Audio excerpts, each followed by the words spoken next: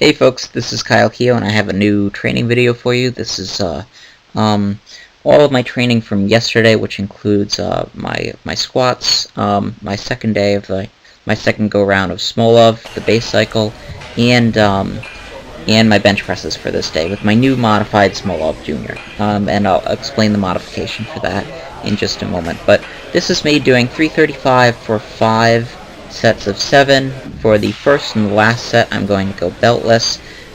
As you know, if you watch my videos, I've been having issues with my ribs, and squatting into my belt certainly doesn't make them feel any better.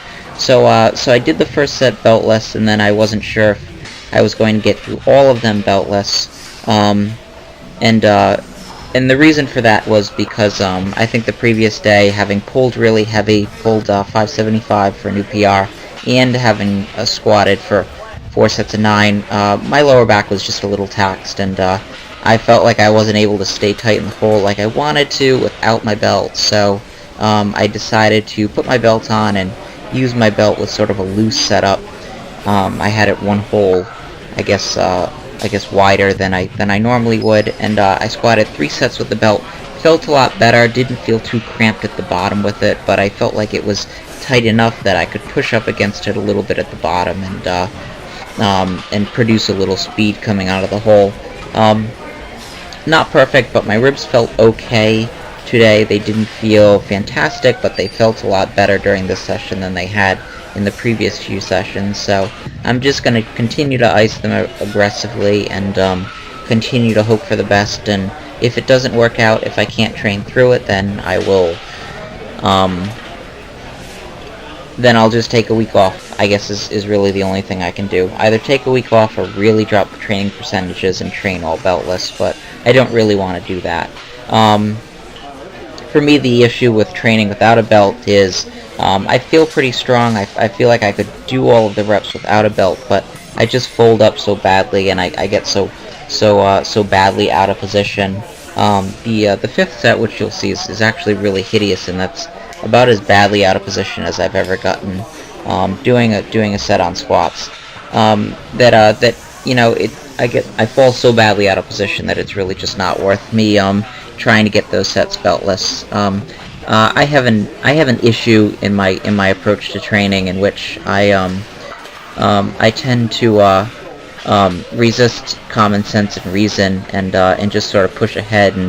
And if I have 5 sets to do on the day and I don't feel great, or I feel like I'm putting myself in a compromised position by not squatting with proper technique, I'm probably going to keep doing it. Now, every so often I surprise myself and I make the right decision, like I did with my bench press recently, but usually that requires either a great deal of pain or an injury history that is about a mile long, which is the case with my shoulder. So otherwise, I usually just try and train through it and get all my reps and get all my sets, and that is not the best approach. That is not the smartest approach. The smartest approach would probably be just to address my technique, and if I can't do that, either deload a little bit or just take a rest week. But my approach is, I guess, just to try and train through this stuff as much as I can. I think it served me well at moments, but I think, you know, it has the possibility of not turning out well for me, and chances are that'll probably happen at some point. You know, chances are I'll probably end up getting hurt because I decided to, you know, train through something, and at that point maybe I'll learn my lesson.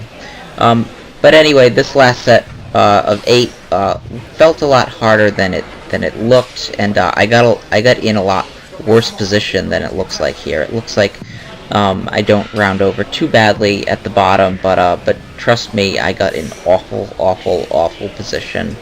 Hips came underneath me, elbows rose up, chest really dropped, especially on the last 2. I collapsed coming into the hole. You can see me just sort of plummet into the hole on the last couple.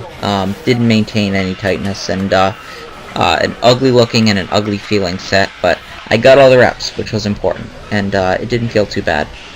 Now, on my bench presses, I did make a modification to Smolov Junior, and my modification was to try and even out the exertion for that program.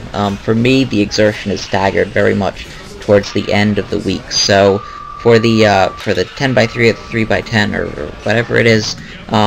I feel like after the first 2 or 3 sets, I start hitting RPE 9.5s or RPE 10s, and for me, the exertion is just too high and too taxing for me at a physiological level. Maybe not at a neuromuscular level. I don't feel like my quote-unquote CNS is being taxed, but I do feel like I do feel like it's placing undue stress upon my shoulder, and if I continue training that way, I worry that something inevitably is going to happen, because the times in which I've really caused my right shoulder to flare up have been with high exertion and high intensity training, and of course I don't want to do that. You know, I want to train at an exertion level in which I can keep pretty good technique and I can keep my shoulders safe. And so what I've decided to do is I've decided to add 1 rep to the first 2 days, because the first 2 days are the easiest exertion days. This is 225 for 6 sets of 7, all paused.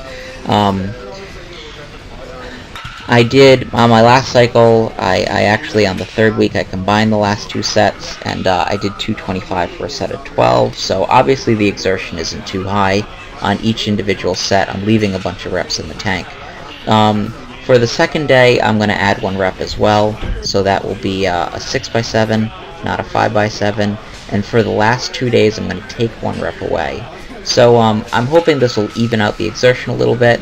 I'm hoping it'll keep me from doing as many RPE 9s and above. All of these felt really good. I did start to fatigue towards the end of my sets, which I didn't really like, but I tried to really just press out weights really fast, and I had great speed through the first 3 or 4. Slowed down a little bit, but you know, maybe that's just a product of being training like this for so long.